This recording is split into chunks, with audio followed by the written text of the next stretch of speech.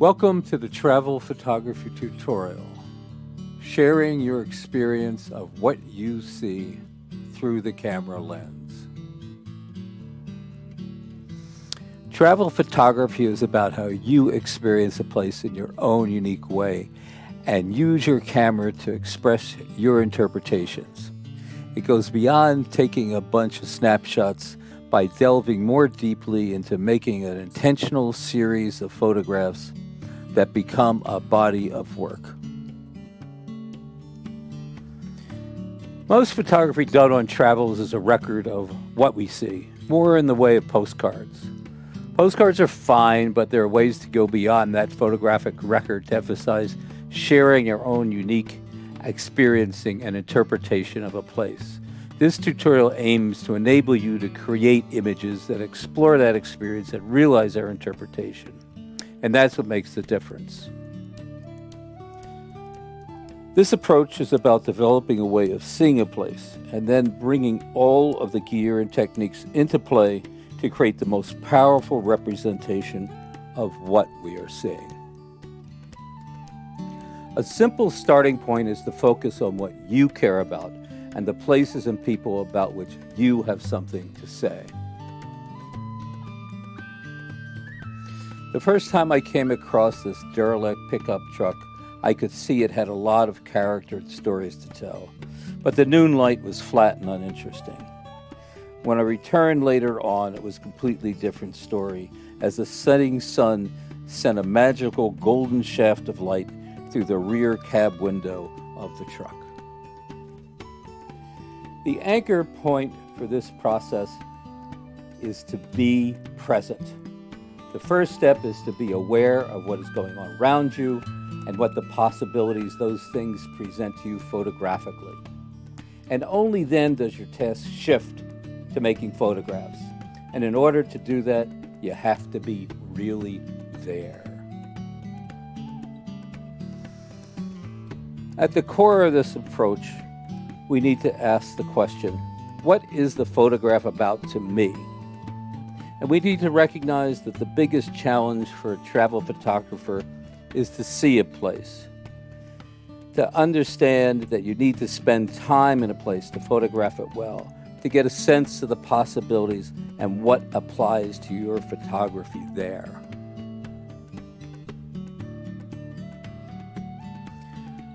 The more we give ourselves an opportunity to experience the wider range of a place, we will be better able to make more powerful photographs that represent our experience. Giving ourselves the opportunity to get a sense of the place, its mood, its different lighting, and its rhythm is essential before we start snapping our shutter. Being one of several hundred people snapping their cell phones over their heads to get a photo glimpse of the Mona Lisa will not produce a satisfying photograph. It'll produce a record that you were there. There may be other ways to make a unique image of the painting, even with the crowds, or to find a time when there are no crowds. The question is, what could we do to capitalize on whatever our special opportunity is? Think about what it would take to capitalize on that special opportunity. Think about what supports that and what the choices are that go into making that image. Then exclude anything that does not contribute to what that image means to you. Think about the range of things that can build the image, whether it's lines, foregrounds, point of view, sense of scale, movements, choice of lens, just to name some.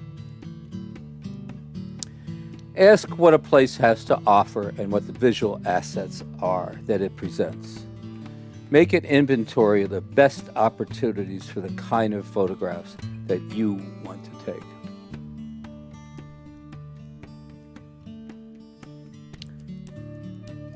An inventory is being mindful about what you're seeing and being proactive about getting that kind of photograph that best represents your experience and expresses how you feel about a place. Take a while before photographing. See if you can sense where the magic is. What sets the place apart? What makes it different? What combination of things make that magic possible. Sketch images are working first drafts. Use them to get a look and feel of a place at different times of the day with changing lighting, perspectives, and levels of activity. The goal is to get an increasing sense of a place and your options.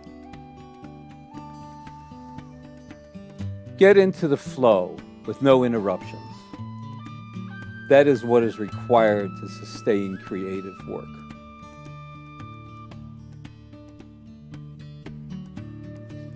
Think about the elements you're seeing, whether it's telling stories, what the setting is, the characters, whether there's action, whether there's mystery, juxtaposition between things, and so forth.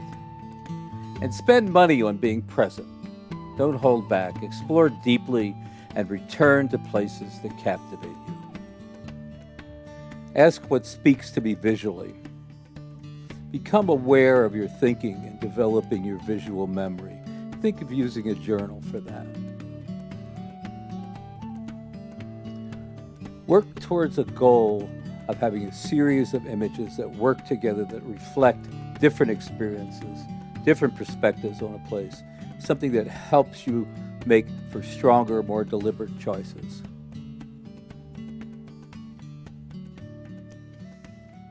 Discover a place on your own terms. Take your camera and head to new places. Wander in unexplored places and see what is there. Much of photography is discovery.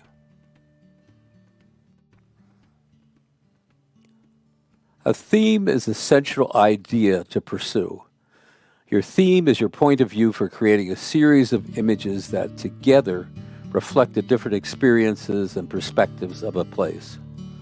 Using a theme helps in making stronger and more deliberate choices. The theme here is what gives you a special experience of a resort. What resonates with you? Why would you come in the first place, and why would you want to come back?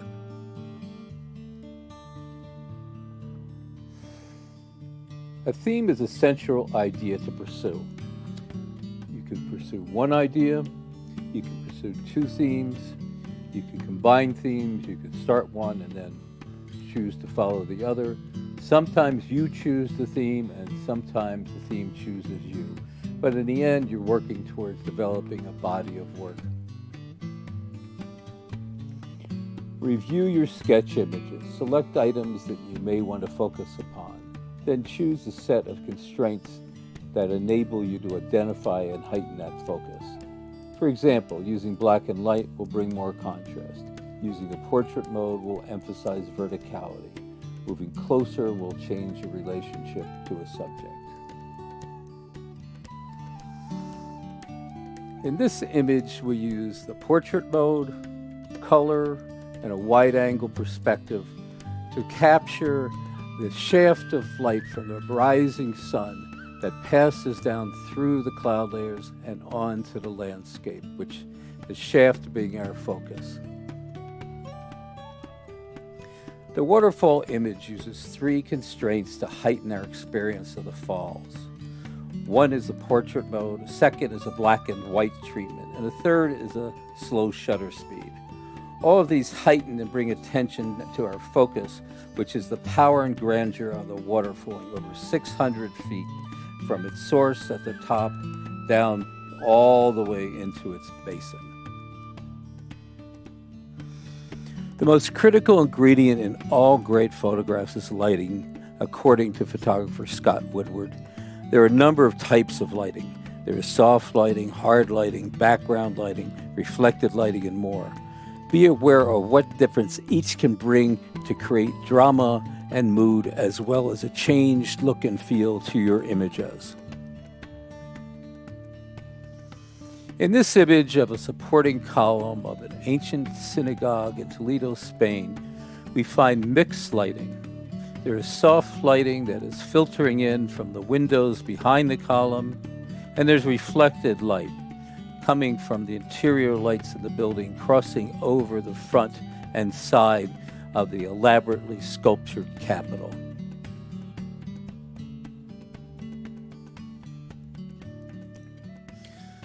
The light on this magnificent arch at the Grand Mosque in Cordoba, Spain, again is mixed light. There is backlight from the windows in the small room behind the arch and soft reflected light from the interior of the building. To quote travel photographer David Duchemin, on some fundamental level, most great travel photography is a story about a place.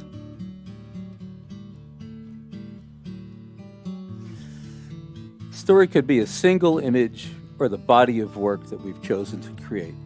A story is a device that is extremely powerful because a story puts us into the action, making a sense of place, not just something we see, but something we feel.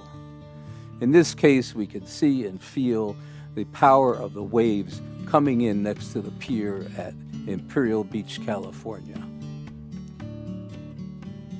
A good story can give both impact and information, allowing us to engage both the heart, our emotions, and the head with our thoughts. If we look at this image of a surfer in Imperial Beach, California, we see different elements of storytelling. We see the setting, we see the character, we see action, and we even see mystery. All these connect and engage us in stronger ways.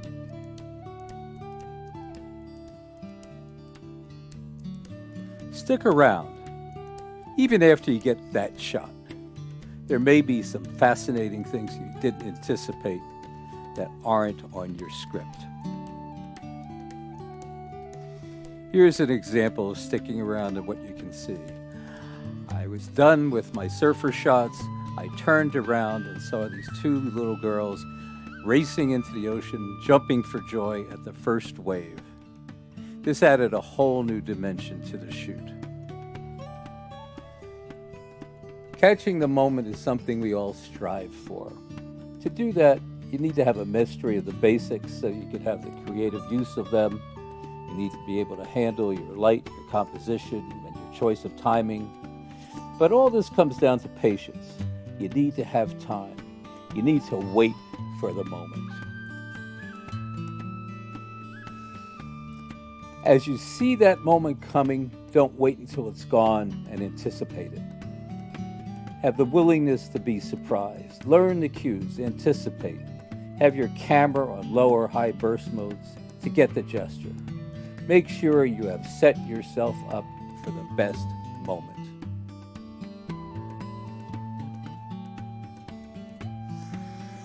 The best photographs are the ones that give the strongest selection to one subject. You can look at these photos and know what the image is about and what the photographer is trying to show or make you feel.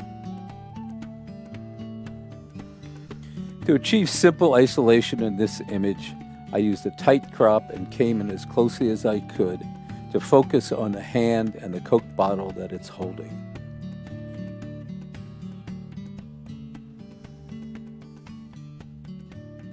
In this image, I use a wider angle perspective to isolate the trumpeter in the center. He does not have to look at us for us to know that he is our subject. If you care about a place and its people, spend the time to return often and explore deeply.